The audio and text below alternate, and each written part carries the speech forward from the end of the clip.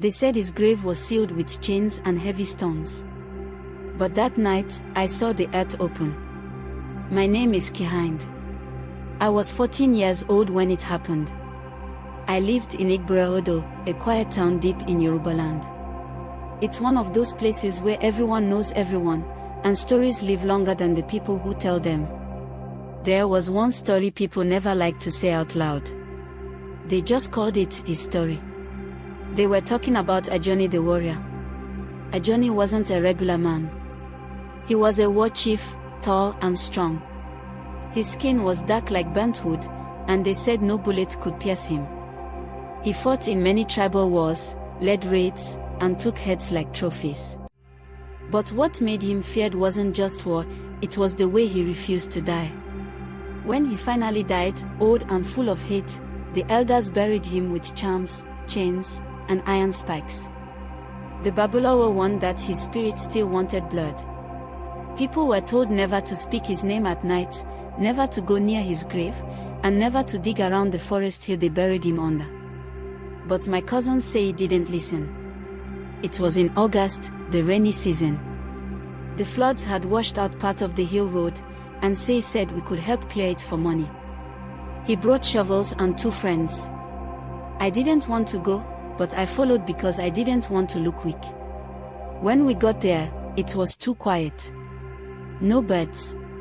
No crickets. Just wet air and the sound of our feet squishing in the mud.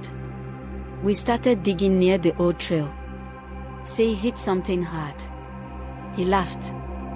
Maybe it's gold. But it wasn't gold. It was a chain. Thick, rusted, and wrapped around something buried deep. The moment he pulled it, I felt something shift under my feet. The ground didn't shake, it breathed.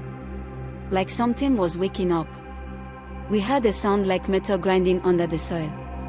Say screamed and dropped the chain. His friend Ao ran. But it was too late.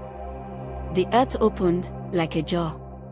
A deep hole cracked open, and a hand came out, thin, dry, but strong like iron. It grabbed Say's leg.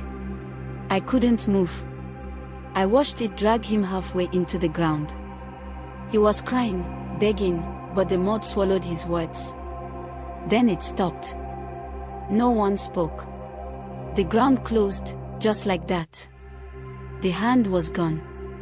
The chain was gone. Say was gone. We ran. For hours. When we told the elders, they didn't cry. They didn't shout. They just said, he touched what he shouldn't have. They poured libation. They sealed the hill again. No one looked for Say. They acted like he never existed. Even my own uncle stopped saying his name. Now, when I walk past that hill, I hear things. Chains dragging. Breathing.